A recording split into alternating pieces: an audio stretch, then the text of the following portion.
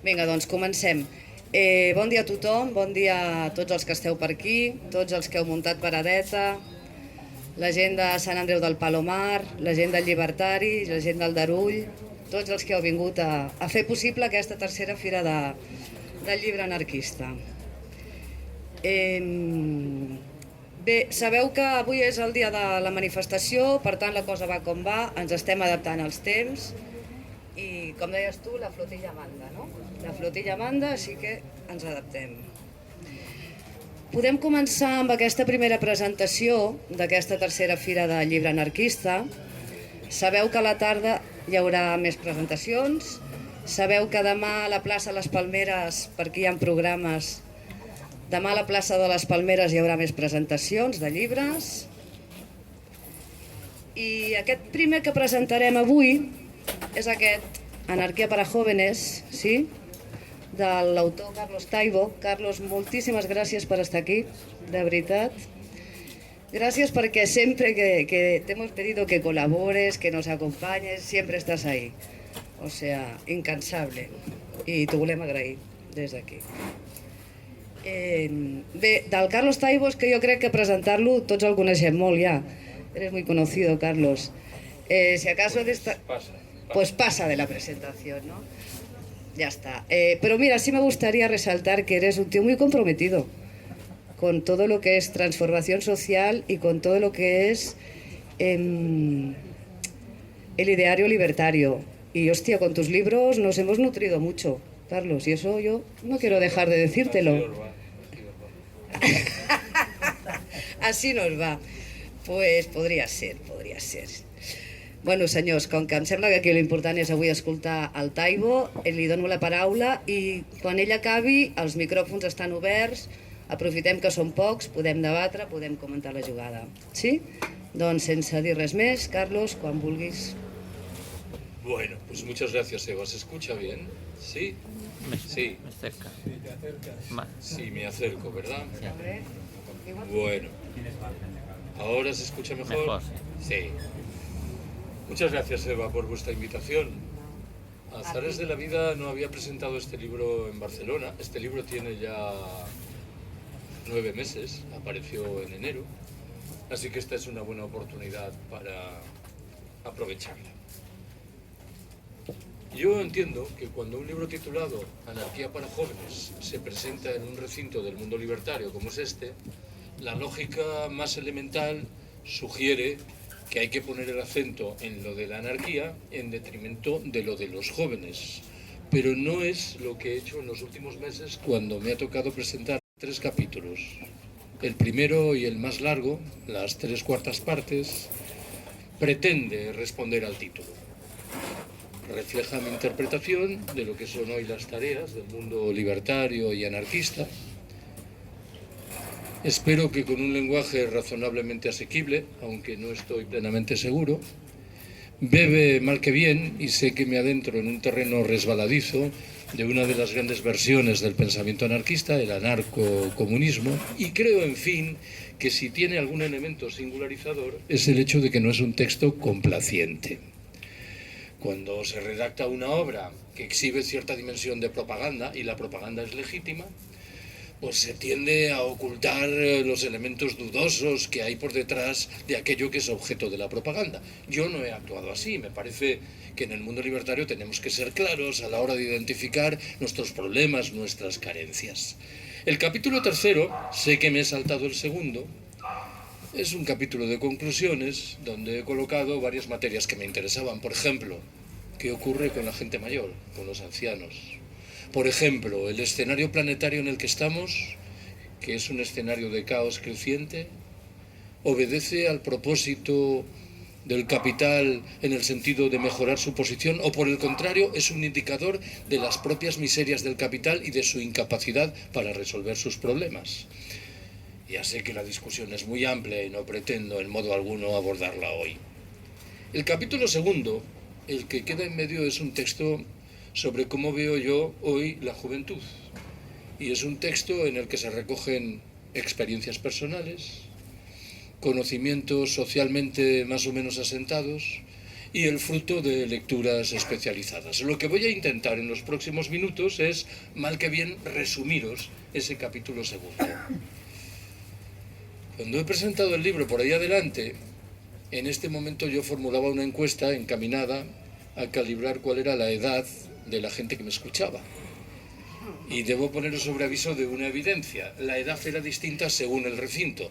Si el libro se presentaba en un centro social ocupado, la edad descendía notablemente. Si el organizador de la presentación era un sindicato, ya sabíamos que la edad subía y la presencia de hombres era claramente mucho mayor que la de mujeres. Pero hoy os voy a eximir... Bueno, ¿por qué os voy a eximir de la...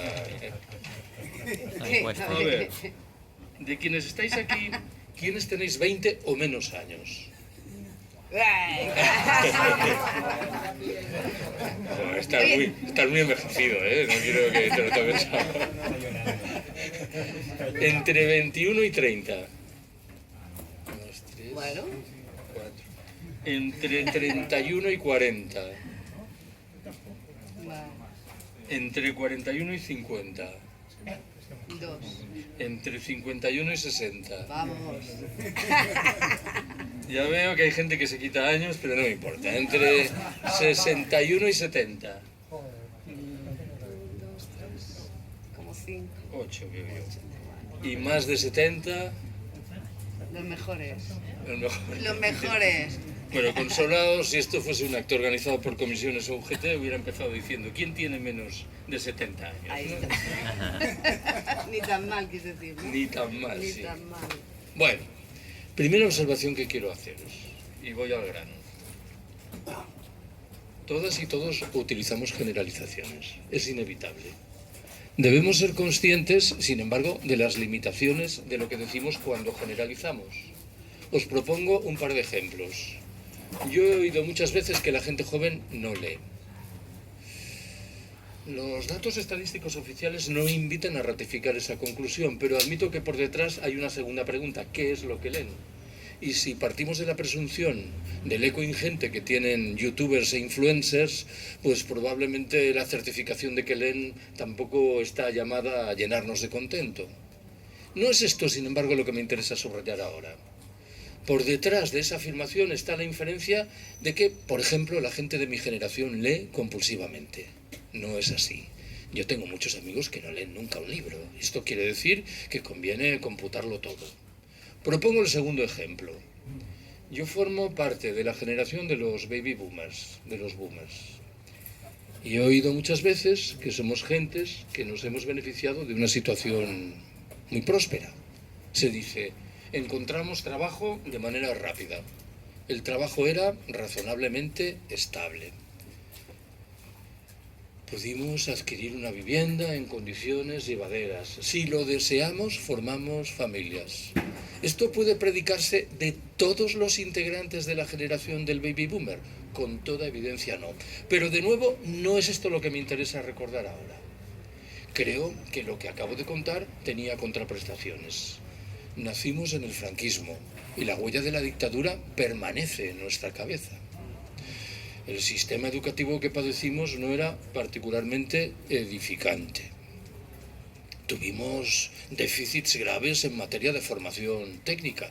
Creo que no se ha valorado suficientemente el esfuerzo que hemos realizado para ir adaptándonos a nuevas realidades. Nuestro conocimiento de las lenguas dejaba mucho que desear. En fin, apenas tuvimos la oportunidad de viajar. Yo tengo una hija con 30 años de edad, ya 31. Cuando tenía 20, investigué cuántos países extranjeros había visitado y cuántos había visitado yo con esa edad.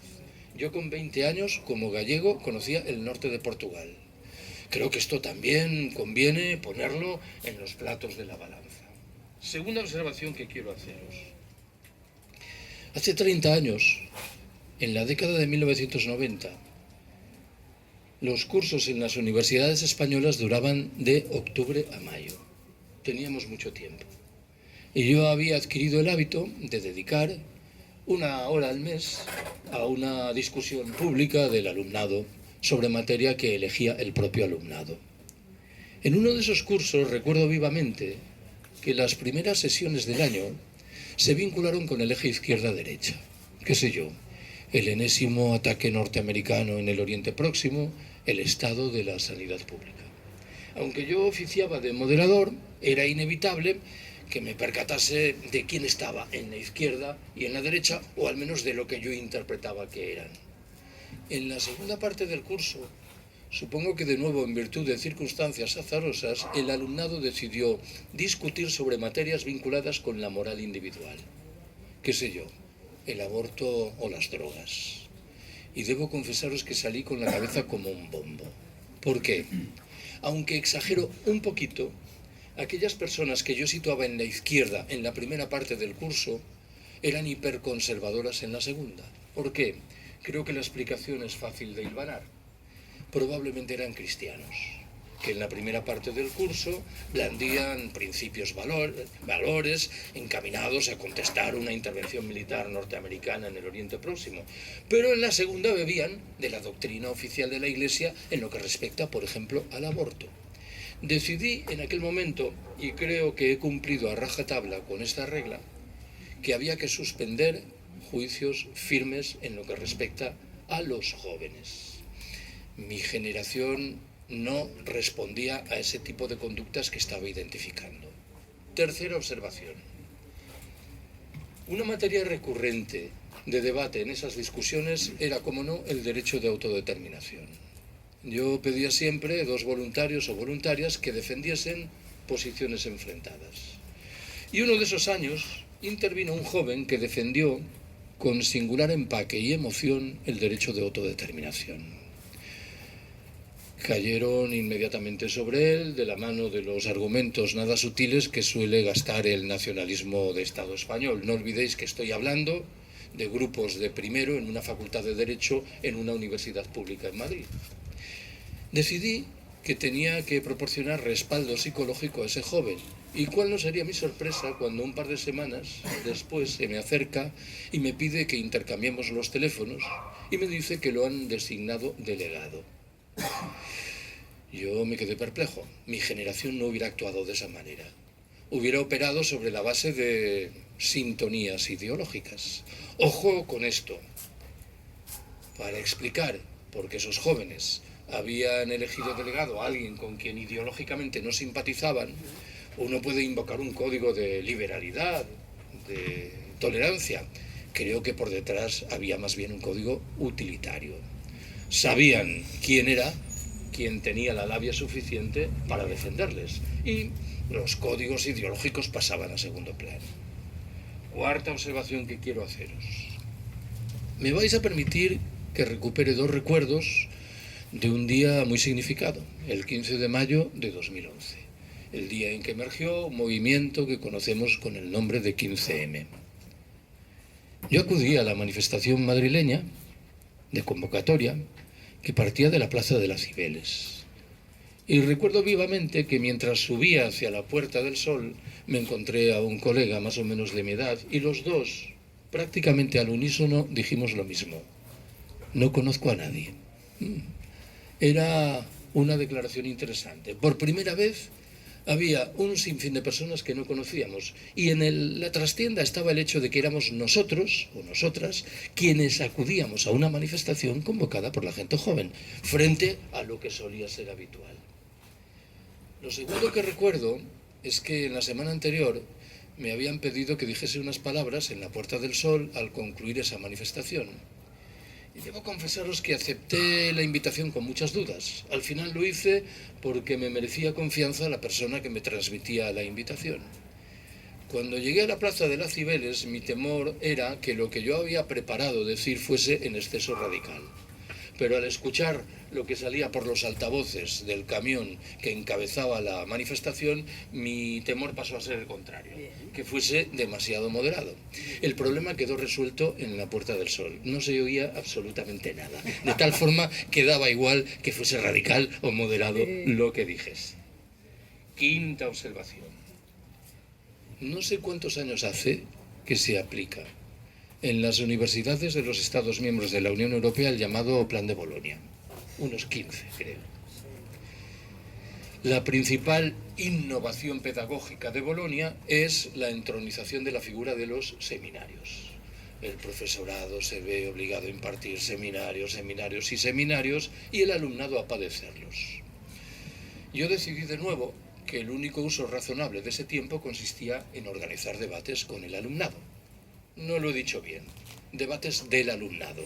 Yo oficiaba de nuevo como neutralísimo moderador. El primer año de aplicación de los seminarios de Bolonia me produjo una honda preocupación la certificación de que a los ojos de la mayoría del alumnado las sociedades solo progresan en virtud de la competición más feroz, del codazo más descarnado. Y debo confesaros que desmantelar ese argumento no es una tarea sencilla. ¿Por qué? Porque da cuenta de una parte de la realidad. Sería absurdo que yo negase que hay una dimensión competitiva en la acción de la especie humana. Lo único que podía hacer es recordar que afortunadamente esa acción no se agota en esa dimensión competitiva, que hay otra vinculada con la cooperación, la solidaridad, el apoyo mutuo. En algún momento, muy atrevido yo, me atreví a sugerir la lectura de un libro maravilloso, lectura que, repito, recomiendo hoy, El apoyo mutuo de Kropotkin.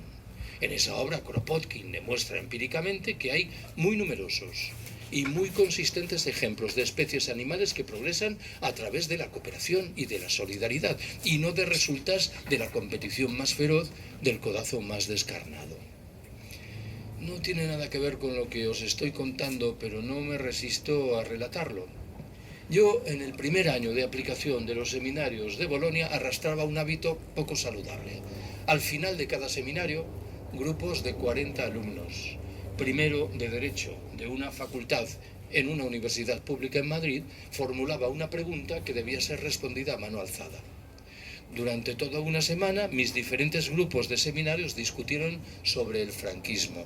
Y la pregunta que yo formulaba era: de quienes estáis aquí, ¿quiénes simpatizáis con Franco y quiénes no? Siempre había 5 o 6 personas, por lo común varones, que declaraban simpatizar con Franco. Pero recuerdo vivamente que en uno de esos grupos solo levantó el brazo un alumno para declarar sus simpatías por Franco, y por la vestimenta se ajustaba al estereotipo del ácrata de la clase. Pañuelo palestino, cinta en la cabeza, pelo muy largo, barba.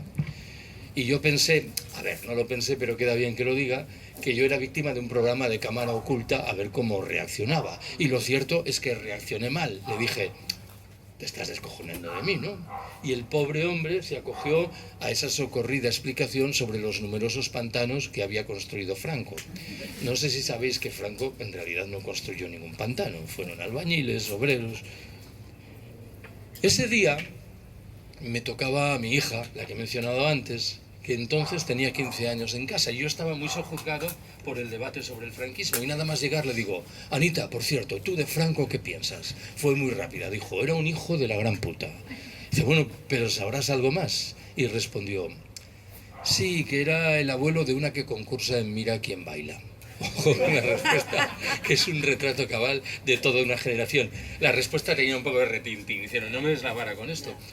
Ojo con el comentario, porque es particularmente hiriente con respecto al general Franco. El personaje prominente pasaba a ser la nieta que concursaba en televisión, y Franco era el abuelillo un poco extraviado de la historia. Sexta observación. Sabéis que he dedicado mucho tiempo a la perspectiva del decrecimiento. Me interesa rescatar un argumento que he utilizado muchas veces. La renta per cápita en Estados Unidos es hoy, en términos reales, 4 veces superior a la que se registraba al terminar la Segunda Guerra Mundial en 1945. De un tiempo a esta parte parece, sin embargo, que todas las encuestas invitan a concluir que en Estados Unidos ha ido creciendo y notablemente el porcentaje de población que declara ser cada vez menos feliz. Una encuesta realizada en 2007. Os preguntaréis: ¿por qué voy tan atrás en el tiempo? Porque es el año que antecede la manifestación de la llamada crisis financiera, con lo cual parece que no pueden invocarse los efectos disruptores derivados de esta última. Concluía que un 49% de los estadounidenses declaraba ser cada vez menos feliz, frente a solo un 26% que afirmaba lo contrario.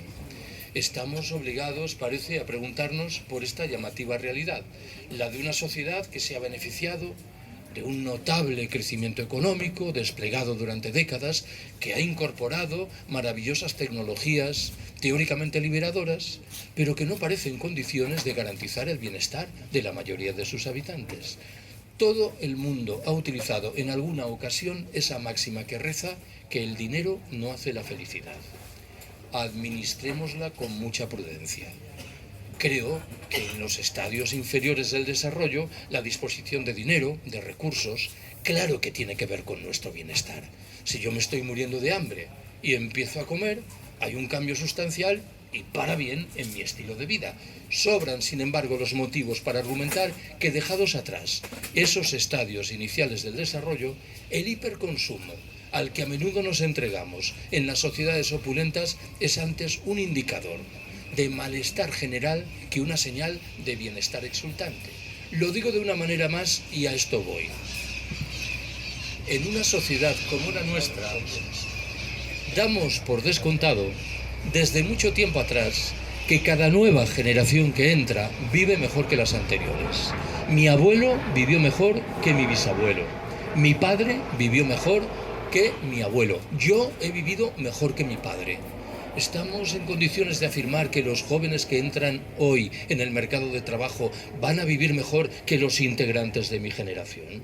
Me temo que nadie puede responder de manera taxativamente afirmativa a esta pregunta que nos emplaza delante de una genuina crisis de nuestra civilización. Séptima observación que quiero haceros. He contado muchas veces que hace casi 2 años, en enero de 2023, me invitaron a participar en una jornada sobre decrecimiento y colapso en Girona. Las 2 personas que me fueron a buscar a la estación tenían la una 29 y la otra 30 años. La jornada la organizaba Extinction Rebellion, que sabéis que es uno de esos movimientos que germinó hace algo así como 10 años en alguna relación con la figura de Greta Thunberg. Y como quiera que en un par de ocasiones yo me refiriese a Extinction Rebellion como un movimiento juvenil, se consideraron en la obligación de corregirme. Me dijeron: no te engañes, Carlos, Extinction Rebellion, o al menos Extinction Rebellion Girona, no es un movimiento juvenil. Aquí por lo pronto no hay estudiantes universitarios. La horquilla de edad de los estudiantes universitarios es la que separa los 18 y los 25 años. A los adolescentes ni se les espera. Claro, yo pregunté: ¿y este vacío cómo lo explicáis? La respuesta fue extremadamente cautelosa. Invocaba el efecto negativo que en términos de socialización tenían las redes sociales. Hablaba de muchos adolescentes que pasaban el día en su casa, delante de la pantalla de un ordenador o de un móvil, al amparo de una socialización que no era la mejor. Mi generación, nuestra generación, se socializó en los bares. Esto tenía sus ventajas y arrastraba sus inconvenientes, pero en cualquier caso era una forma de socialización, frente a la individualización extrema que marca indeleblemente la condición de nuestras sociedades. Estoy hablando, no lo olvidéis, de jóvenes que tienen una información prolija sobre la crisis ecológica. Bien es cierto que muy lastrada por las manipulaciones y simplificaciones características de la Agenda 2030. Y de jóvenes que formulan a menudo una pregunta delicada a las generaciones mayores. ¿Qué planeta nos estáis entregando? ¿Qué hemos hecho nosotros para padecer esto? Octava observación que quiero haceros. Me interesa prestar un momento atención a los problemas cognitivos. Lo voy a hacer de la mano de 2 observaciones. ¿Qué dice la primera? Esto, un libro, para muchos jóvenes es, por un lado, un objeto muy simple y por el otro, un objeto extremadamente complejo. ¿Por qué digo que es un objeto muy simple? Bueno, aquí no hay pestañas. No puede uno ir apretando esto o lo otro para saltar a una página diferente, ampliar su información, ver un cuadro sinóptico, lo que fuera. Pero al mismo tiempo es un objeto complejo porque para encararlo hace falta como poco concentración. Y si el libro, por la añadidura, es voluminoso, la tarea adquiere un perfil faraónico. Me vais a permitir, segunda de mis apreciaciones al respecto, que rescate algo que anoto en el capítulo que estoy intentando glosar. Dice así: no deseo ignorar en modo alguno que lo digital tiene sus ventajas. Una de ellas nace del hecho de que es una tecnología bidireccional, de tal suerte que quien la emplea puede recibir y puede, al tiempo y al menos en principio, aportar. Si así los hechos permite el intercambio de información, algo que explica su éxito en términos económicos y comerciales, propicia a la vez una conexión permanente, que en ocasiones puede no ser ciertamente la deseada o la deseable. Facilita, por otra parte, el desarrollo de las capacidades espaciales y visuales, y en otro terreno puede estimular las habilidades cognitivas cuando nos vamos haciendo viejos. Los más de 70, bueno, ya sabéis que hay alguna buena noticia de vez en cuando. Pero parece que las ventajas acaban ahí. Los procesos cognitivos por lo pronto se resienten, de la mano de dificultades en lo que se refiere al procesamiento de datos, al desarrollo de argumentos complejos, al trabajo con esquemas globales, al pensamiento crítico y al despliegue de pautas imaginativas. Lo digital apenas permite acumular información, por otra parte, en la memoria propia. Alimenta pautas de conducta que cabe suponer no son las mejores. Al amparo de una notable velocidad de tránsito, propicia una obsesión por lo inmediato, genera una franca dispersión de la atención y nos somete a una sobredosis de datos y de estímulos. La irrupción de los smartphones no ha hecho sino radicalizar muchos de estos problemas, en la medida en que nos ha regalado un ordenador omnipresente. Y al respecto, ni siquiera podemos acogernos a la idea de que el tiempo dedicado al mundo digital ha venido a restar influencia, por ejemplo, a la televisión. Admitiré, en fin, y vuelvo al inicio, que es difícil evaluar lo que las tecnologías digitales suponen en materia de sociabilidad y de conversación, no sin agregar que el abuso de aquellas a duras penas puede ser saludable. Novena observación. Permitidme que vuelva un momento sobre los tópicos, sobre las generalizaciones, y que lo haga ahora de la mano de la identificación de varios de ellos. He escuchado muchas veces que los jóvenes viven inmersos en una genuina orgía de consumo. El argumento me produce perplejidad. Será algunos jóvenes. En un escenario general de crisis, la mayoría, a buen seguro, que padecen las estrecheces que marcan el derrotero de sus familias. He escuchado muchas veces, en labios de colegas en la universidad, comentarios despreciativos de los jóvenes, que vienen a decir: no leen nada, no participan en los debates, carecen de espíritu crítico. Si esto es verdad, pongo el condicional por delante, hay que preguntarse de quién es la culpa, y me parece que la respuesta lógica invoca la responsabilidad de una generación como la mía. Lo último que me gustaría es demonizar a las víctimas de nuestra conducta. Arrastramos graves problemas de solidaridad intergeneracional que se revelan en singular en el mundo de los sindicatos. Los sindicatos se afilian comúnmente a gente que tiene trabajo. Y esto marca claramente sus opciones, en detrimento de las presuntas demandas de los jóvenes. Nuestras organizaciones, las de los mayores, son tan maravillosas y perfectas como para que podamos plantearlas como modelos en los cuales tienen que verse los jóvenes. Con toda evidencia no es así. Hace unos meses tuve una conversación con mi hija. Os recuerdo que entonces tenía 30 años. Y yo le pregunté si apreciaba diferencias importantes entre la gente de 30 y la gente de 40 años. Y respondió que no. Que sin embargo sí las percibía entre los de 30 y los de 20. Yo le pregunté, era inevitable, desde su punto de vista, a qué obedecían esas diferencias. Y su respuesta fue muy rápida. Dijo: a ver, papá, yo no nací en las redes sociales.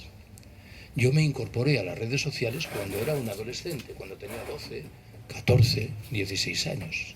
Hay una etapa de mi vida anterior a las redes sociales. Y eso marca determinadas opciones un poco diferentes de las características de quienes tienen hoy 20 años que sí nacieron en las redes sociales. Permitidme esta cuña publicitaria. Mi hija tiene un bar en Madrid. Y yo le pregunté: ¿y a tu bar acuden jóvenes de 20, 22 años? Y dijo: no. ¿Y por qué? La respuesta me dejó perplejo. No beben alcohol. Supongo que estamos ante una nueva generalización, pero que tiene algún fundamento. Y de nuevo le pregunté, ¿y por qué no beben alcohol? Su respuesta fue, el estereotipo de joven retratado y reivindicado por las redes sociales es el guaperas o las guaperas, atlético, algo que casa mal con el consumo de alcohol, aunque no parece casar mal con el consumo de bebidas isotónicas. Mi hija me dijo, por cierto, luego aclaró que era una intuición suya, que los precios de las entradas de estos macrofestivales musicales que se revelan en tantos lugares habían subido espectacularmente en los últimos años. ¿Por qué? En su interpretación esto era así porque buena parte del negocio de esos macrofestivales era la venta de alcohol. Pero, como quiera que cada vez vendían menos alcohol, tenían que resarcirse grabando el precio de la entrada. Décima observación que quiero haceros. ¿Cuál interpreto yo que es el escenario general de la mayoría de los jóvenes? Se ve marcado por la precariedad, salarios muy bajos, desempleo generalizado, obligación de seguir viviendo en casa de los padres, dificultades, si tienen la mala idea de optar por esto, para reproducirse, propensión a abandonar el lugar en el que están para buscar horizontes mejores en lugares alejados. Problemas crecientes de salud mental, acelerados, por cierto, con la pandemia, cuyos efectos yo creo que todavía no hemos valorado de manera suficiente. Intento volcar esto en un argumento preciso. ¿Qué significado tiene para los jóvenes la discusión que la gente mayor mantiene muy a menudo sobre las pensiones? El concepto pensión es un concepto que no tiene ningún relieve a sus ojos.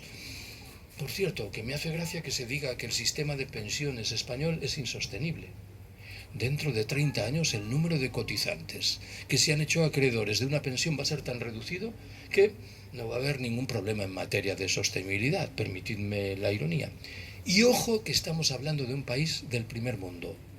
¿Cuáles no serán los problemas de la juventud en los países pobres? Décima observación que quiero haceros. Yo no sé si habéis manejado alguna vez el concepto de edadismo. Mis conocimientos al respecto nacen de la lectura de un libro de una amiga gallega llamada Teresa Moure. ¿Cuál es la tesis principal? En las últimas décadas, mal que bien y pese a todo, hemos mejorado en nuestro conocimiento de las discriminaciones, de los problemas que rodean al género y a la dimensión étnico de las personas. Pero, sin embargo, seguimos manteniendo tópicos vinculados con la edad. No sé si habéis pensado alguna vez en lo que hay por detrás del concepto de adolescencia. Es un concepto claramente denigratorio. Un adolescente es alguien al que le falta de todo. Es probable que el verbo castellano adolecer y el sustantivo adolescencia no tengan la misma raíz, pero suenan muy similares. ¿Qué no decir de la tercera edad de los ancianos? Gentes que se supone están incapacitadas para todo, con problemas graves de salud mental, de depresión, de conocimientos cada vez más limitados, de dificultades ingentes para moverse en la vida cotidiana. En medio estarían las generaciones maduras, que serían aquellas que responderían en plenitud a la lógica de la edad. Teresa Moure, en su libro, plantea una pregunta que me parece dar en el clavo de la cuestión, aunque sé perfectamente cuál es la respuesta. Dice, ¿por qué se adoptan niños pequeños y no se adoptan ancianos? Si el criterio de fondo, o uno de los criterios de fondo, por detrás de la adopción es la solidaridad con las poblaciones desfavorecidas, parece servida la conclusión de que muchos ancianos y ancianas se harían merecedores de la operación de adopción, que, con toda evidencia, sin embargo, no les beneficia. 12ª observación que quiero haceros. Voy a volver un momento sobre el 15M. Quiero recordaros algo que a buen seguro sabéis. En el 15M hubo muchos jóvenes que planteaban una discusión legítima. Decían, hace unos años se me dijo que si estudiaba 2 carreras, si hacía un máster, si pasaba un tiempo en Alemania o en Estados Unidos, al regresar encontraría un trabajo bien pagado. He regresado y no hay ningún trabajo, ni pagado ni no bien pagado.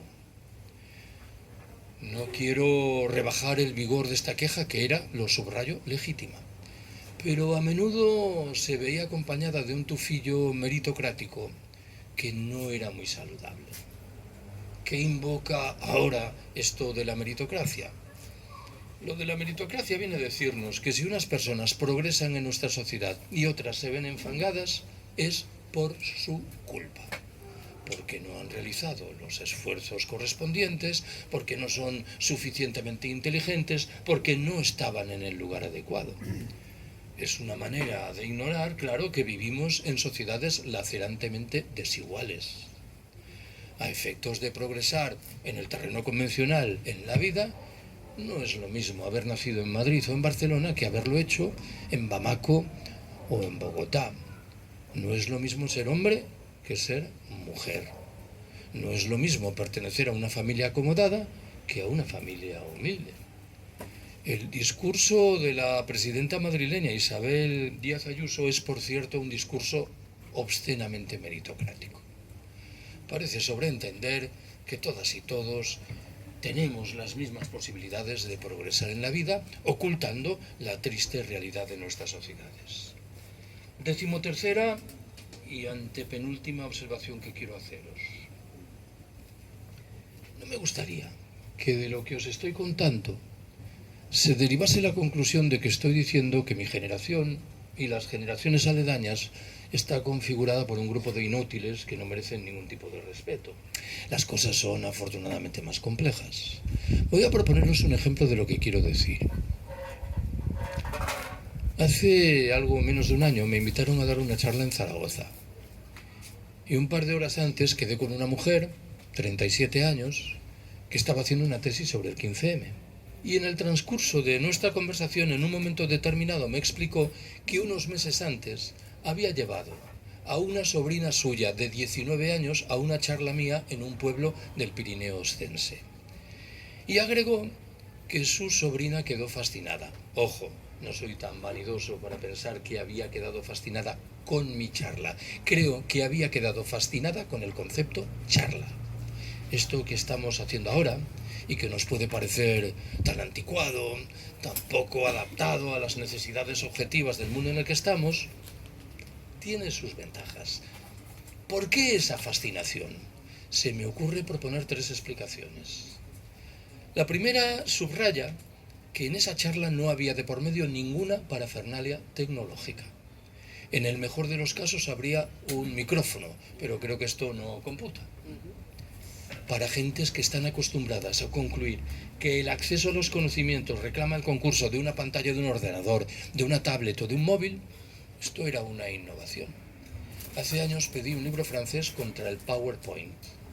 Y lo pedí por el reclamo publicitario que lo acompañaba, que eran unas declaraciones de un general norteamericano con mando en Irak que sostenía que Estados Unidos había medio perdido esa guerra por culpa del PowerPoint. Organizaban macro reuniones de oficiales para explicar la táctica militar y nadie se enteraba absolutamente de nada. No sabían si tenían que mirar a la pantalla, escuchar al orador. La segunda razón es que esa actividad, mi charla, no formaba parte de ningún mecanismo reglado. No daba la posibilidad de obtener créditos o puntos. Uno podía acudir a ella o no hacerlo, y de estar en ella podía permanecer o ausentarse. La tercera razón iba de suyo con lo anterior. De por medio no había ningún intercambio monetario. Tomad esto como un indicador de algo interesante. Igual muchas de las herramientas de comunicación que empleamos y que nos parecen dramáticamente anticuadas e insuficientes no lo son tanto, y menos lo serán en un futuro de posible colapso general cuando empiecen a faltar muchas de las tecnologías de los que hoy aparentemente disfrutamos. 14ª y penúltima apreciación. Para que veáis que me he currado el capítulo relativo a los jóvenes en este libro, leí varias obras relativas a youtubers e influencers. No quiero emitir un juicio general descalificador, pero la acumulación de mierda que hay allí es difícilmente rebajable. Seguro que hay realidades salvables, pero es que la estafa era muy evidente y parece innegable que muchas personas jóvenes son víctimas de esto, ¿no? Ojo, sin embargo, con lo que agrego a continuación, porque pudiera parecer que en cambio mi generación disfrutó de herramientas de conocimiento mucho más profundas. Por ejemplo, qué sé yo, el diario coprofágico El País, ¿no? Mientras yo leía esos libros, El País celebraba el 50 aniversario de su fundación y presumía de haber desplegado de siempre un periodismo riguroso, plural, que ponía las cosas en su punto. Claro, no sé qué son peores, si el diario El País o los youtubers o los influencers. De tal manera que aquí conviene que mantengamos prudentes distancias con respecto a todas las herramientas de comunicación que nos rodean. 15ª y última observación. Me vais a permitir que de nuevo os lea los párrafos finales de ese capítulo dedicado a la juventud. Dicen lo siguiente. He leído un puñado de estudios sobre la juventud. Aunque excepciones las hay, las más de las veces esos estudios asumen un tono que aconseja no contestar, pese a las apariencias, los cimientos del orden existente. Todas o casi todas las respuestas que se perfilan con el propósito de encarar la marginación de las generaciones jóvenes se conciben en el marco de ese orden. Ahí está, por ejemplo, la confianza en que un buen indicador de que las cosas empiezan a cambiar de forma saludable es el hecho de que lleguen al poder líderes que han surgido de la generación de quien habla.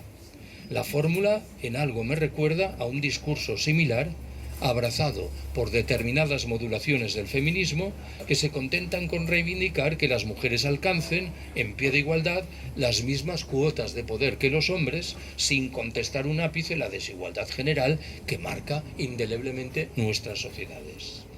En esos estudios, o en la mayoría de ellos, no se aprecia ningún cuestionamiento de lo que significan la democracia liberal, la institución Estado, los estados del bienestar, la economía de mercado, el crecimiento económico o la militarización general a la que asistimos.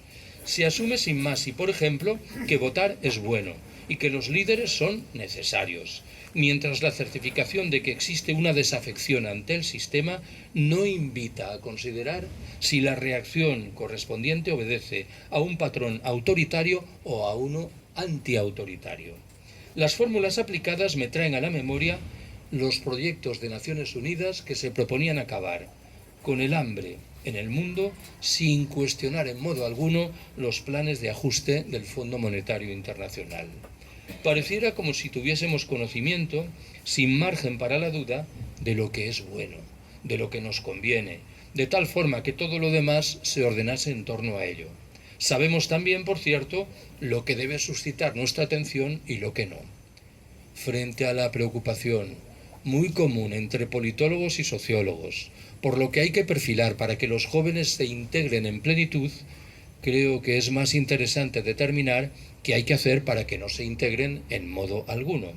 Claro es que la apuesta correspondiente a duras penas merecerá crédito si se limita a reproducir la retahíla que ha puesto en marcha desde muchas décadas atrás la izquierda que vive en las instituciones, y también la que, presunta portadora de una cosmovisión que otorga certezas, reproduce esquemas autoritarios, dirigistas y vanguardistas, y parece estérilmente empeñada en transmitir a los jóvenes qué es lo que tienen que hacer. Al respecto, cada vez estoy más convencido de que lo que importan son las conductas y no las etiquetas que a menudo las acompañan. Gracias por haberme escuchado. Gracias.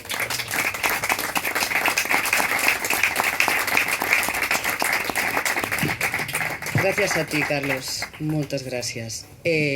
Micròfon obert, si algú vol comentar el que sigui. Endavant.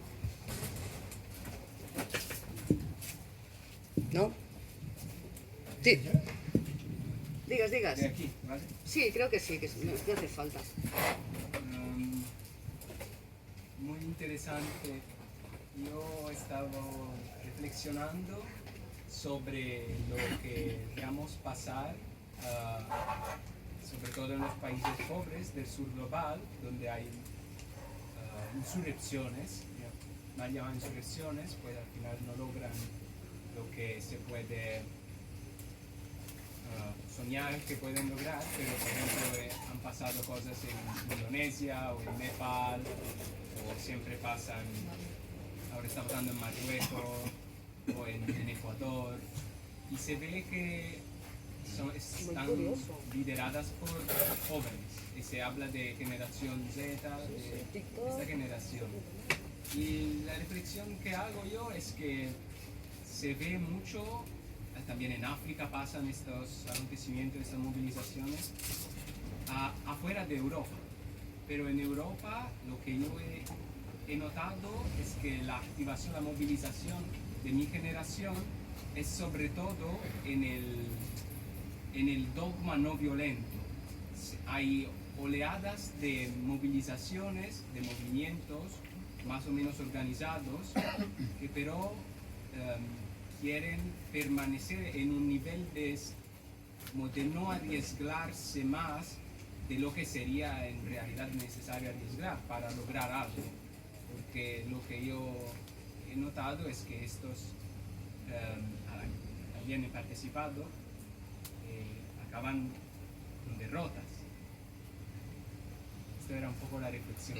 ¿Y por qué la generación joven en Europa no tiene una gerencia a arriesgarse más?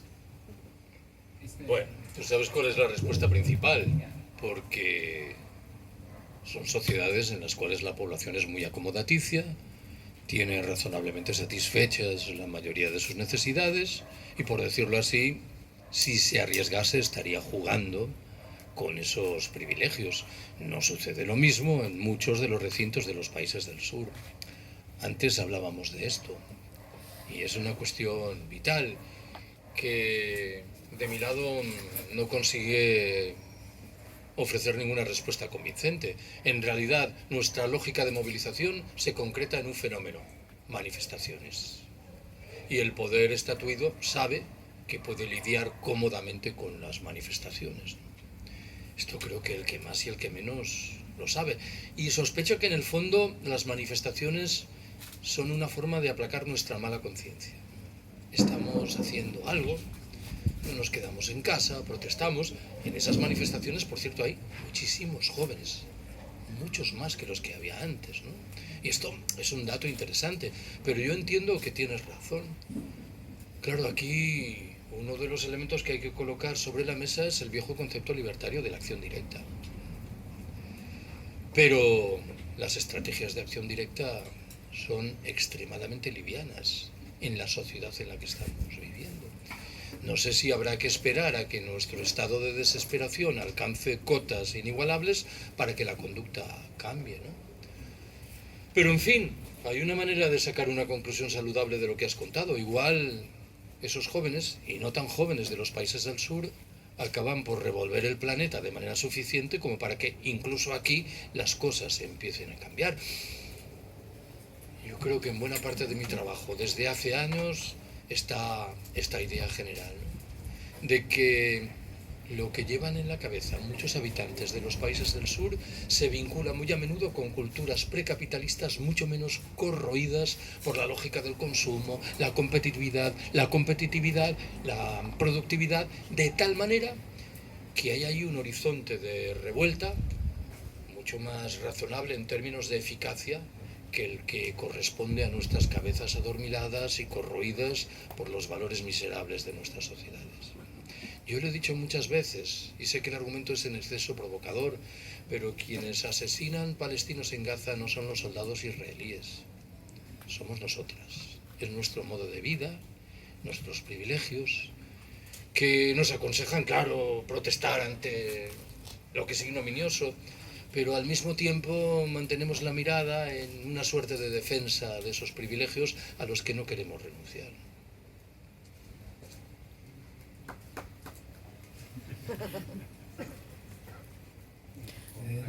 Dale. sobre el tema de la gente, no sé si lo ha escuchado, porque yo ahora tengo muy... ¿Quieres micrófono? ¿Te acerco? Habla fuerte, se escucha, ¿no? habla ¿Sí? fuerte, habla Yo fuerte. te oigo bien. Venga. El tema este de la juventud es un tema que pienso que todas las generaciones pasamos por lo mismo. Cuando uno es adolescente tiene un comportamiento, cuando uno es joven tiene otro, cuando ya es más adulto, y entonces es muy difícil que las generaciones puedan entenderse el comportamiento de los que han pasado ya 2 o 3 generaciones a los que vienen detrás. Hablando de los años 70, por ejemplo, que era una época en la que todavía había estaba Franco, había unas inquietudes muy grandes por luchar por una libertad, por una democracia, etcétera, etcétera. Ahí la gente joven tenía más inquietudes que ahora. Y la gente joven dejaba de ser más pronto joven que hoy. A los 14, 15 años la gente ya tenía que trabajar para poder ganarse la vida y ayudar a la familia, y eso significaba que entraba directamente en los problemas cotidianos de la sociedad. Hoy día ser joven se le está retrasando hasta tal punto que prácticamente se pierde la noción de lo que es luchar por unas cuestiones de mejorar la vida y de tener más medios que antes. Entonces, yo a finales de los 70 tuve que salir de aquí. Regresé 20 años más tarde. He estado luchando bastante en diferentes lugares. Antes de irme trabajaba en astilleros, en el País Vasco, trabajé en varias empresas grandes, y por ejemplo en astilleros éramos de 5.000, 1.000 y pico éramos chavales jóvenes. Éramos de 20 años para abajo, la gran mayoría. Y teníamos un comportamiento casi bastante afín a la gente adulta. Los problemas que había, la huelga, no sé qué. Yo desaparezco, regreso 20 años más tarde, ahora hace estos 20 años, y me encuentro que los compañeros míos, en los grupos autónomos que habían estado en la lucha, no sé qué, no sé cuántos, la palabra clave que tienen es: la juventud está perdida. Esta juventud no sirve para nada. Esta juventud no sabe lo que hace, no sabe lo que quiere. Entonces, yo reflexiono y digo, a ver, lo que no podemos olvidar es que nosotros hemos sido jóvenes, en circunstancias diferentes que la de hoy. Pero cuando éramos jóvenes, y yo voy a poner el ejemplo, por ejemplo, de astilleros, de los 1.500 o 1.800 chavalitos que trabajábamos, no llegaban ni a 100 comprometidos con la causa del momento obrero. Los otros 1.000 y pico no había redes sociales, no había internet, no había computadores, pero había discotecas, había bares. Entonces, el afán de la gran mayoría de la chavalada era meter horas extras a ganar dinero para el domingo ir a la discoteca a partirse la trompa con otros, etcétera, para llegar el lunes y contar las batalletas. Los otros 100 y pico que estábamos metidos en la lucha, no metíamos horas extras, no porque tal, nos dedicábamos a invertir el tiempo en prepararnos políticamente, en transmitir a la gente nueva y estar en la lucha. Hoy día pienso que seguimos exactamente igual. O sea, hoy día hay jóvenes que están permanentemente cuestionando el sistema, que están luchando por diferentes cosas, no sé, ecologistas a nivel social, a nivel político, contra la guerra de Gaza, etcétera, etcétera. Y lo que no podemos es, como decir, es que la juventud tiene, como dice mi compañero, tiene un comportamiento que no tiene nada que ver con la lucha ni de nada.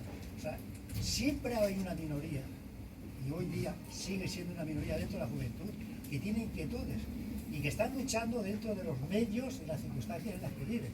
No podemos decir hoy, o sea, plantarnos, decir, no, es que hoy día no se lucha cuando estaba Franco. Cuando estaba el franquismo había una mentalidad y había una forma de lucha. Hoy día el franquismo prácticamente sigue, pero las luchas son diferentes, porque la juventud tiene otras inquietudes.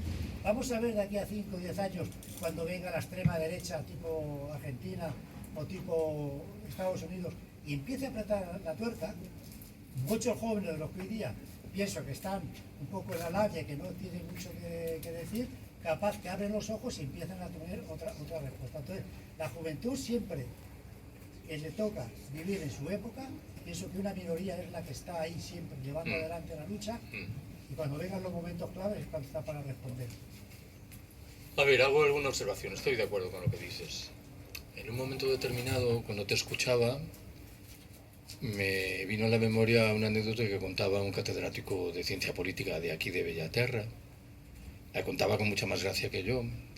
Él explicaba que había sido siempre militante del PSUC y que había entrado a militar en el PSUC a finales de la década de 1960 y él era plenamente consciente de que estaba en el sector más derechista y conservador del partido. Pero luego había dejado de militar, siguió pagando las cuotas, pero sin acudir a nada, y se reintegró 20 años después, y cuando se reintegró estaba en el ala ultraizquierdista del partido, porque el partido había experimentado un corrimiento tal hacia la derecha que él, sin haberse movido nada, estaba completamente descolocado. A ver, es importante que certifiquemos que el concepto de juventud es relativamente reciente. Antes de la Guerra Civil, en realidad no existían los años de la juventud. La gente pasaba de la infancia a la fábrica. Cuando uno lee las memorias de los viejos anarcosindicalistas, descubre que esa etapa de formación de unos años vinculada con el bachillerato, la adolescencia, no existía. Y esto marca una diferencia muy importante. El año pasado cayó en mis manos un libro sobre los Ateneos Libertarios en Vallecas, en Madrid. Yo vivo en Vallecas. Y al final incorporaba un anexo que recogía los nombres de los militantes de uno de esos Ateneos y la edad que tenían. 16, 18, 20 años. Aquella era una juventud claramente movilizada. Alguien diría, en armas, por retomar el otro debate. En fin, debo confesaros que me asaltan dudas en lo que respecta a la voluntad y a la capacidad de movilización de muchos jóvenes entre nosotros. Dudas como las que has invocado tú antes. La semana pasada estuve en Asturias presentando este libro e intervino un hombre que dijo que había iniciativas muy activas entre los jóvenes de contestación radical del orden existente. Yo escuché el argumento y conceptualmente, ¿por qué no lo iba a aceptar? Pero yo debo confesaros que no las veo. Es posible que sea una carencia mía, que el lugar en el que estoy no me permita acceder a ese conocimiento, pero a primera vista no les luce mucho, ¿no? Pero esto no quita que en un plazo de tiempo, como ha sugerido breve, asistamos a sorpresas. ¿Quién el día 14 de mayo de 2011 iba a imaginar que al día siguiente iba a producirse una explosión con sus grandezas y miserias que llamamos 15M? En fin, hay algo en lo que tienes toda la razón. No nos engañemos, estas discusiones son discusiones de minorías. Cuando partimos de la presunción de que los jóvenes están movilizados, es una minoría de la juventud. Y cuando partimos de la presunción de que no lo están, también estamos hablando de minorías. Igual el 15M fue el único momento en el que se rompió un poco la frontera de las minorías, pero había algo de nebuloso en esa ruptura, ¿no? Bueno, yo lo único que puedo concluir es que vivo en permanente perplejidad. Pero mi perplejidad ha supuesto en los últimos tiempos la posibilidad de hablar con mucha gente joven, a quienes yo situaba en un escenario de completo desentendimiento con respecto a la realidad económica, política y social, y cuando hablas con estas gentes descubres que la realidad afortunadamente es mucho más compleja y que muchas veces acabas por aprender de estas personas lejos de enseñarles nada. Yo solamente sumar un factor que para mí es súper importante tenerlo en cuenta, que es el factor del movimiento revolucionario. Y el movimiento revolucionario en las distintas tradiciones que la socialdemocracia y movimientos de izquierda que empezaron de base, pasaron a institucionalizarse, por un lado, y por otro lado el factor del Estado y las represiones constantes que ha hecho en distintas generaciones del movimiento más, digamos, radical. Si no tomamos en cuenta eso, transversalmente no entendemos. Luego las condiciones de la realidad capitalista actual tienen un conjunto de características que son complejas, que para mí son parte de la realidad, no es que estén fuera de la realidad, y las distintas críticas que pueden haber a la sociedad capitalista o inmediata existen, pero existen dentro de condicionantes donde el movimiento revolucionario y su memoria histórica, internacionalista, ha bajado.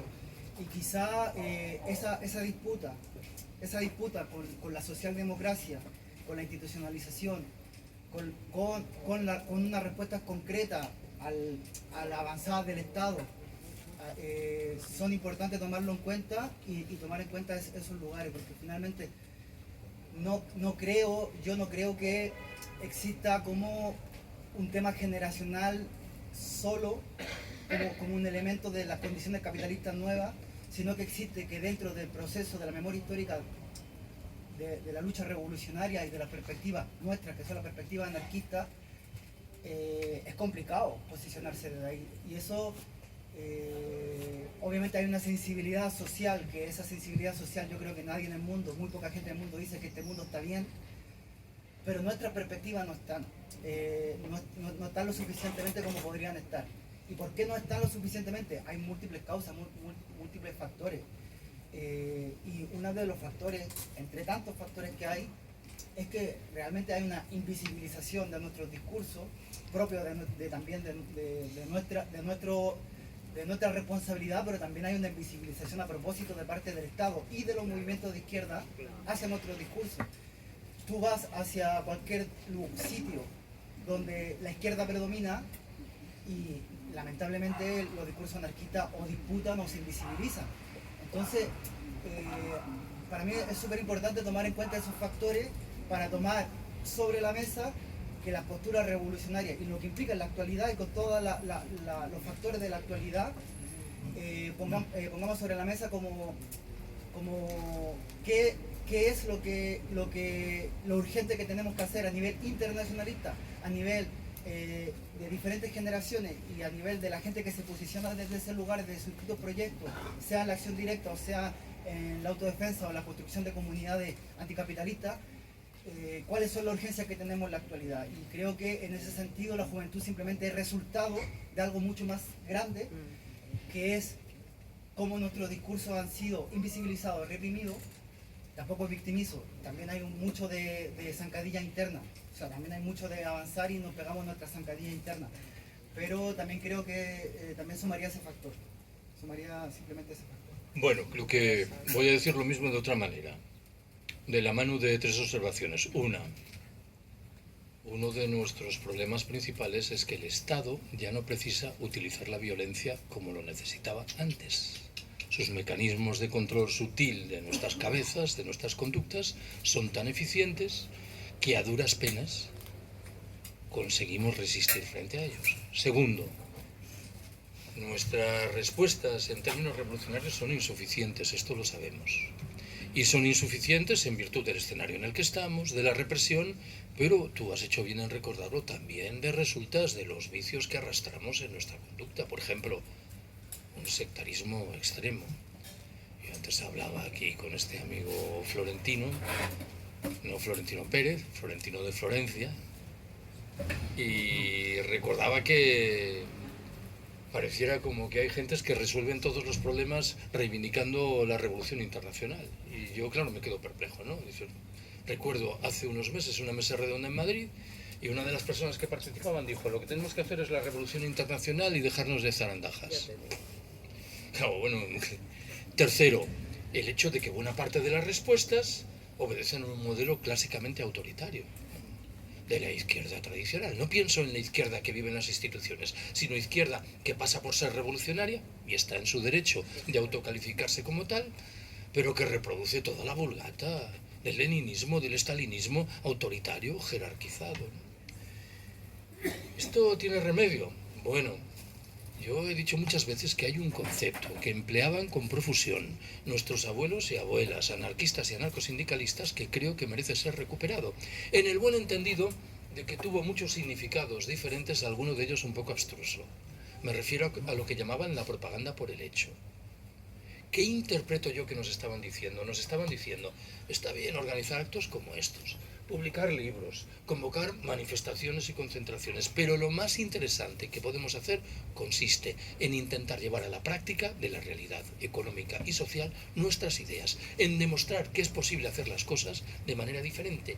Y en esto, visiblemente, no estamos a la altura de las circunstancias. Este es un problema clásico, creo yo, de nuestro sindicalismo libertario. Entiendo que no es que sus activistas sean directamente responsables de esto. Yo he escuchado muchas veces una toma de posición de alguien que me dice: yo me afilié a este sindicato para construir espacios autogestionados y resulta que me paso el día en un cuchitril recibiendo a gente que tiene problemas en su empresa e intentando asesorar laboralmente a esta gente. con esto, porque si no, difícilmente estaremos construyendo un mundo nuevo. En fin, hay una última pregunta. La deriva general del capital, la caotización del planeta, ¿no será que pese a todo mueve un tanto el carro de lo que estamos reivindicando? Yo lo creo firmemente, pero admito claro que el proceso puede ser muy lento y que a día de hoy nuestras capacidades de respuesta son muy limitadas, ¿no? Y no me quiero contentar con la certificación de que las manifestaciones en solidaridad con Gaza son multitudinarias, que lo son, porque ya he dicho antes que sospecho que tienen un alcance limitado. ¿Estaba el Hanafi y después José? Bueno, yo recupero el hilo que recuerdo a través de lo que ha dicho Florencia. Primero que hoy en día esta idea norte-sur no corresponde a norte-sur, ¿no? No sé si aquí hablamos mucho sur, pero aquí hay norte y sur en Occidente. La frontera norte y sur se ha diluido. De hecho, yo soy del norte de Marruecos, nacido solo, criado aquí. Digo, yo soy del norte de África, tú eres del sur de Europa. Y aparte de esta anécdota, es que en nuestras sociedades occidentales, norte o sur, el norte y el sur es la dominación de unas clases respecto a otras. Entonces, esa idealización de que en el sur han arriesgado la vida, antes han muerto a miles, y supongo que ha dejado de dar réditos. Pero también, ¿qué cambios vamos a poder propiciar en unas sociedades donde norte y sur conviven, entre posibilidades de un brunch o un lunch de estos bares modernos a 3 euros un batido, o un carro de chatarra, o estar internado en un centro o en un centro de escuela elitista? Entonces, no sé en qué punto la lucha internacionalista es una cosa que se quiere transmitir cuando el mundo ha cambiado de una manera muy importante. Y es un reto pensar esto y trasladarlo a los jóvenes. Yo quizás pensaría que nuestros hijos, yo no tengo, seríamos los padres que les compramos el teléfono. Entonces, en un mundo como el actual, creo que esa dificultad la ponemos muchas veces en que no hay relevo. ¿Pero no hay relevo a qué? ¿A qué no hay relevo? ¿O qué se nos está escapando de la vista? Que nos explique que no hay ese relevo. ¿En qué no hay relevo? ¿En la estratificación social norte-sur? ¿En la estratificación social de género? ¿De diversidades sexuales? ¿De disidencias políticas? ¿En qué punto el diálogo es una capacidad que hemos perdido? Sobre todo con el impacto de las tecnologías. ¿En qué punto están las humanidades, la filosofía, la historia? ¿Y qué responsabilidad podemos asumir para no echarlo tanto fuera?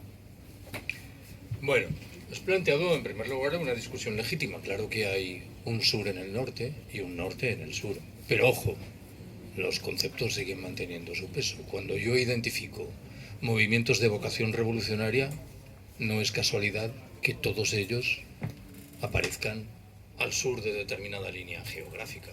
Cuando yo invoco los ejemplos de Chiapas o de Rojava, estoy pensando en sociedades que en buena medida reflejan el vigor de culturas precapitalistas y de sociedades en buena medida campesinas, por cierto. Esto es también un problema genérico de percepción de las izquierdas en el mundo del norte.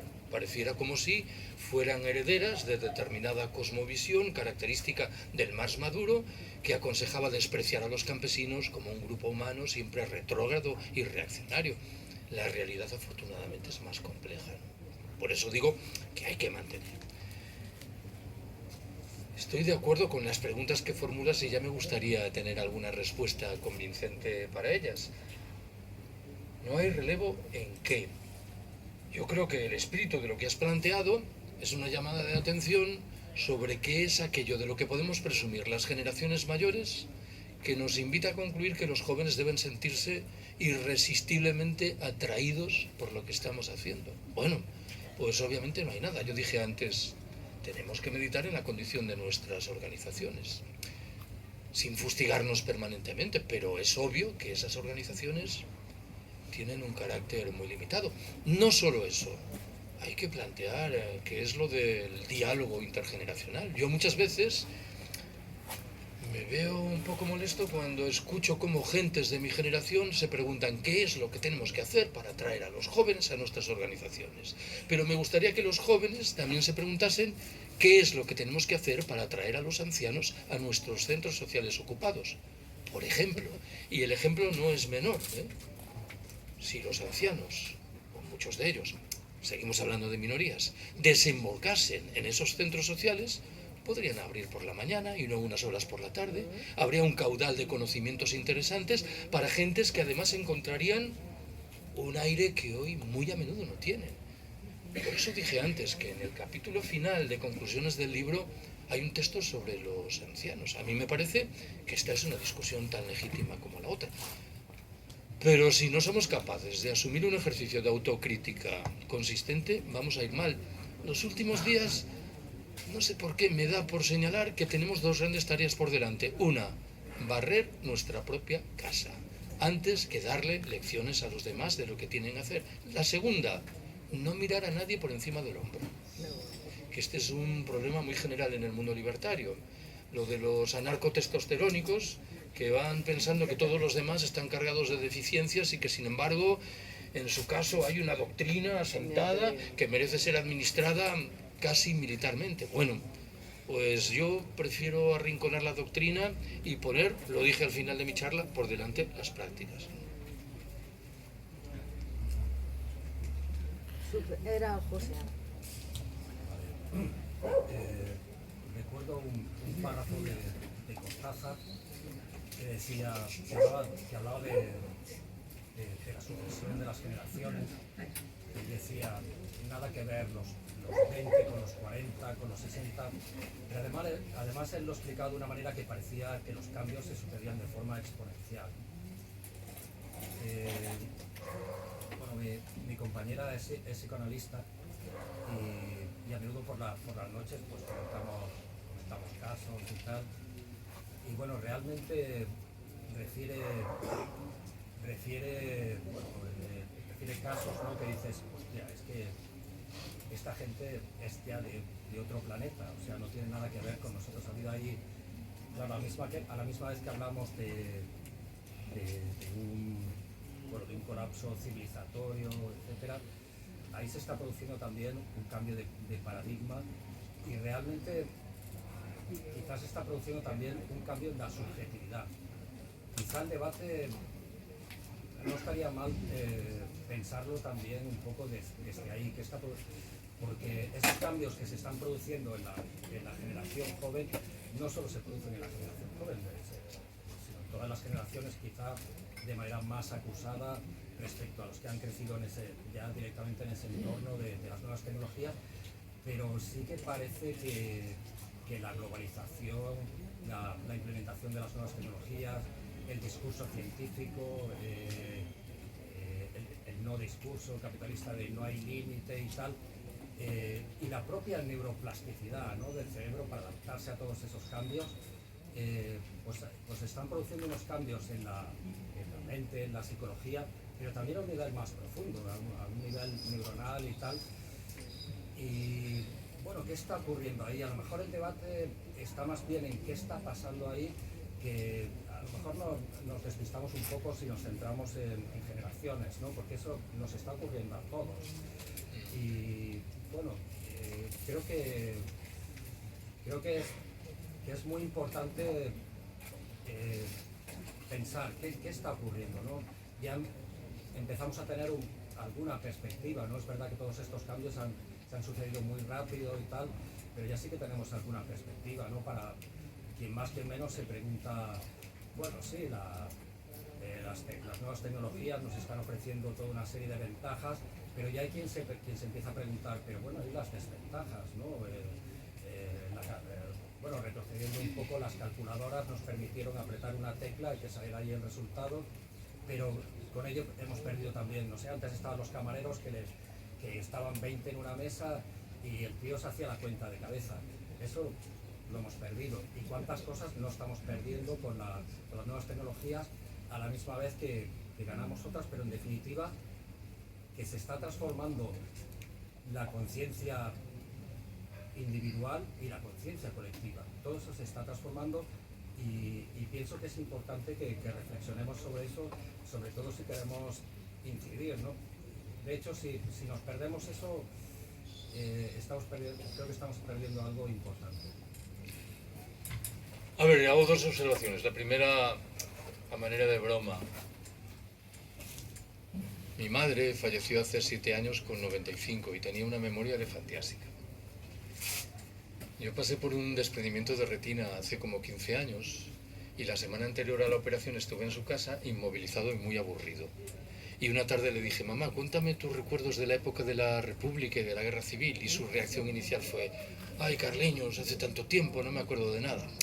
Tú cuenta lo que recuerdes. E inició su relato diciendo, llegamos a Madrid en tren el 23 de junio de 1930 y fuimos a una pensión de la calle Maniel, pero no recuerdo bien si era el número 15 o el 17.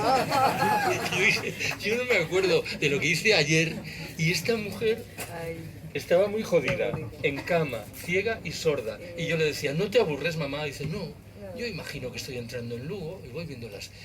Y doy por descontado que no me estaba engañando. ¿Cuántos números de teléfono somos capaces de llevar nosotros dentro de la cabeza? En el mejor de los casos, el nuestro. En el mejor. A ver, yo creo que tienes toda la razón. La semana que viene tengo que ir, voy todos los años a dar un curso en Valencia. Y como ahora me interesa mucho esto de los jóvenes, no siempre me ha interesado, el año pasado aproveché el curso para preguntarles por esto. La edad media de los asistentes era un máster, era 23 años.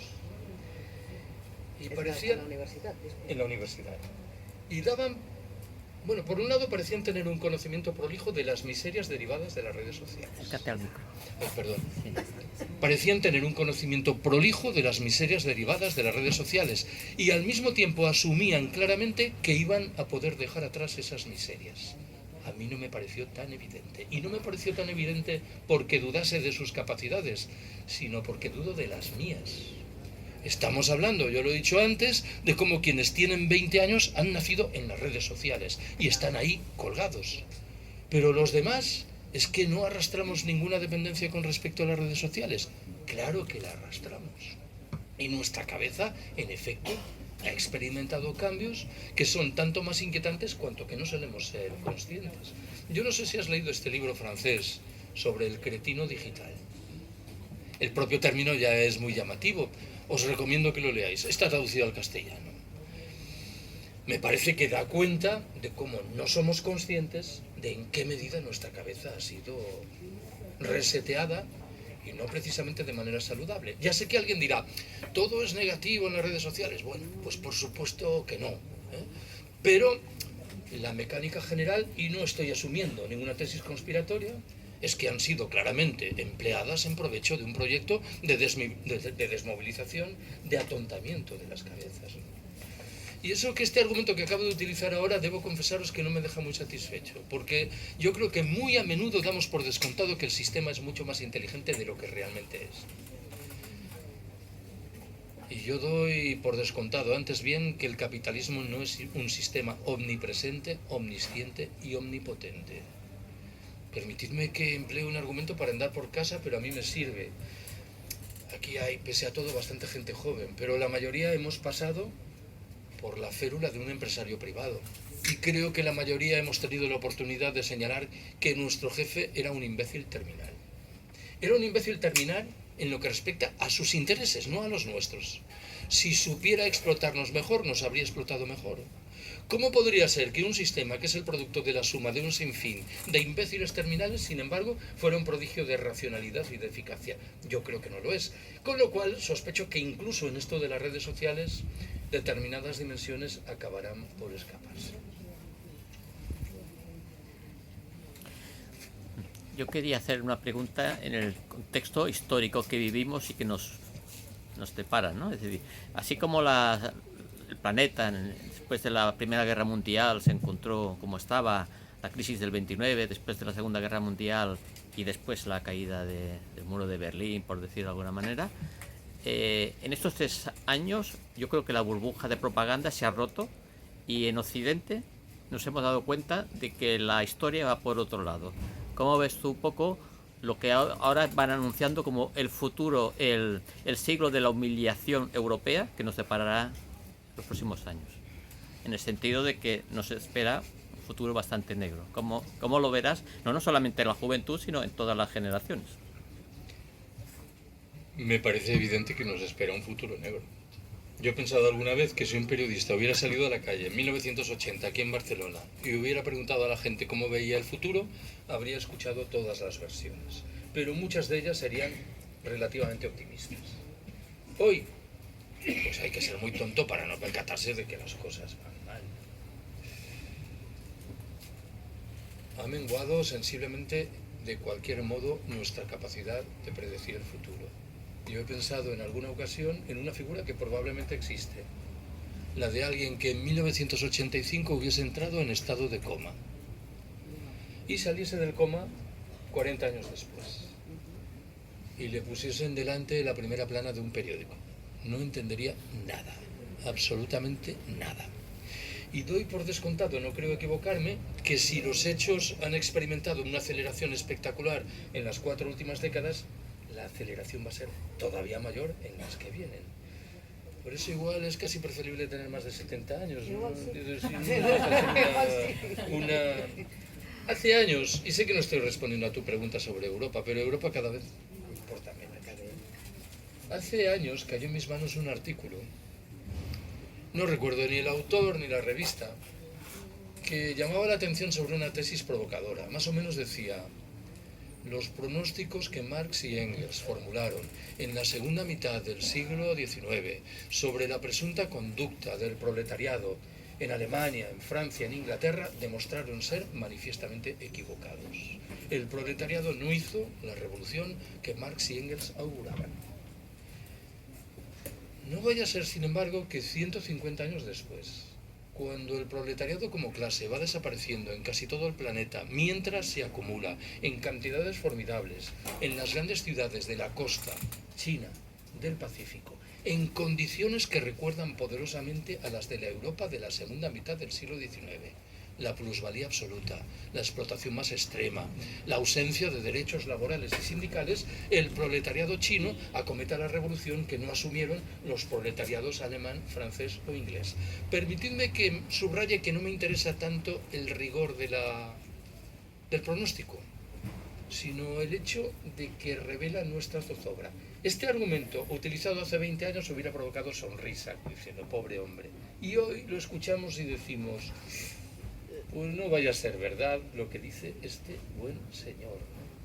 No me importa nada que la Unión Europea, que no es por cierto lo mismo que Europa, no confundamos esto, porque siempre esa confusión conduce a algunos errores de percepción, vaya perdiendo peso, pero lo que me importa es que la Unión Europea, que va perdiendo peso, se lleve por delante otros que no tienen la culpa de lo que está ocurriendo, como es el caso de los gazatíes.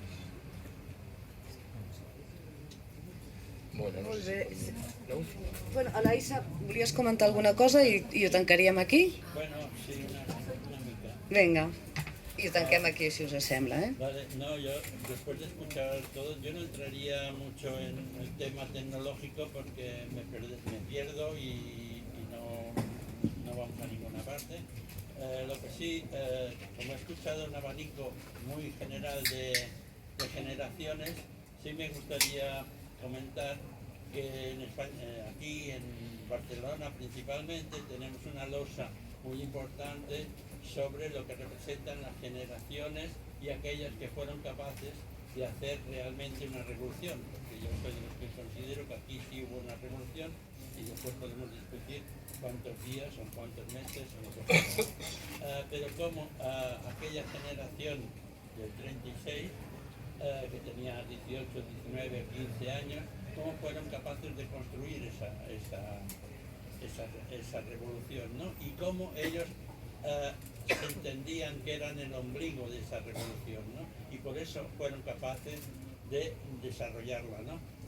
Estoy hablando y pensando en que fueron 3 generaciones al unísono, a esas generaciones que eran el ombligo de esa revolución, salvo principalmente el ombligo principal, eran los que tenían 15, 18 o 20 años, ¿no? Que eran la gente que estaban los ateneos libertarios, que era realmente quien se creía que podía hacer alguna cosa, ¿no?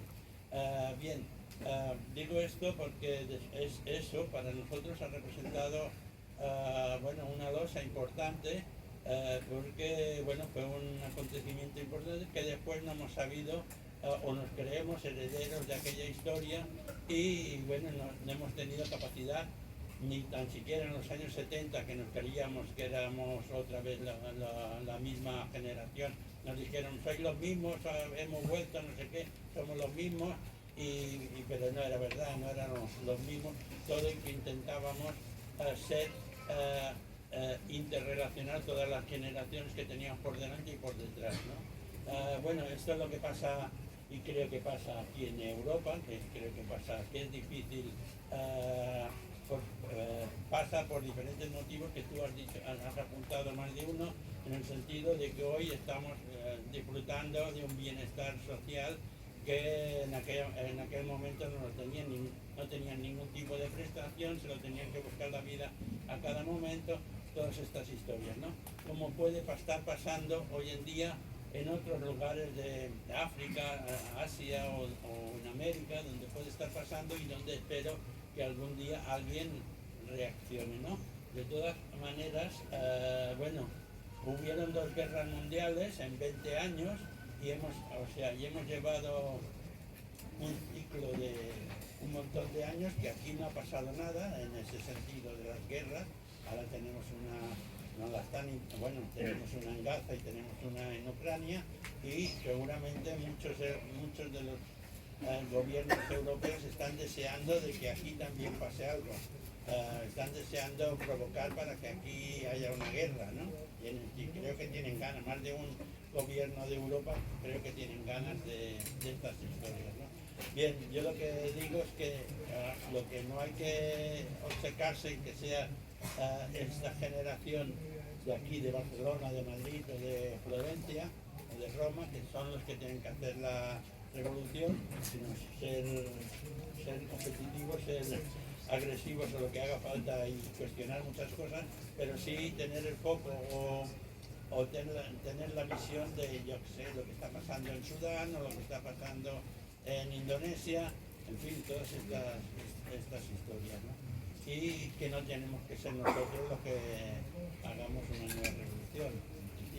Bueno, al menos yo no, aunque tenga... A ver, recojo 2 ideas de lo que has contado, Manel. Una, claro que los antecedentes históricos marcan en un grado u otro estos debates.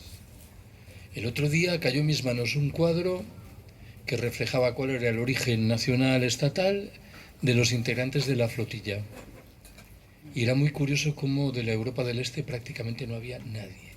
Había 4 búlgaros, me parece, un serbio, pero no había gente procedente de Rusia, de Ucrania, de Bielorrusia, de Polonia, de la República Checa. Y esto da que pensar, ¿no? ¿Qué ocurre aquí? Que en escenarios marcados hace tiempo por una retórica socialista, la gente se aleja. El único en el que no parece haber este alejamiento es Bosnia, pero sospecho que lo que hay por detrás es una solidaridad de comunidades musulmanas con comunidades musulmanas. Bueno, yo no creo que sea por ahí. A ver, también, segundo,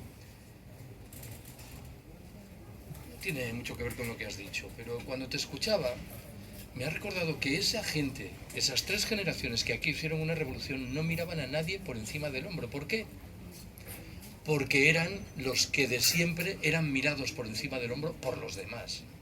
Y esto es muy importante. Nosotros, en cierto sentido, somos extraterrestres que tenemos la posibilidad de mirar por encima del hombro a esas gentes desentendidas que no están a la altura de nuestro conocimiento y comprensión de la realidad. Pero entonces, felizmente, no disfrutaban de esa posibilidad, porque era una sociedad alternativa e igualitaria, orgullosa de sus capacidades, ¿no? Con las limitaciones que queramos, porque no hay ninguna sociedad perfecta entre los seres humanos. Pero esto, claro, es una diferencia de nuevo que nos obliga a recordar, y yo lo concluyo así, que esa gente, lo he dicho muchas veces, de hace 80 años, aquí bebía en un grado u otro también de una cultura precapitalista.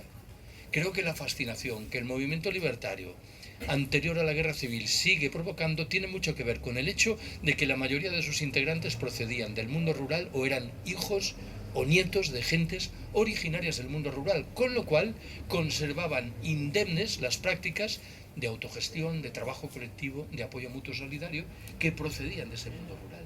Y esto, con toda evidencia, lo hemos perdido. Hoy tiene un peso significativamente menor del que exhibió en el pasado.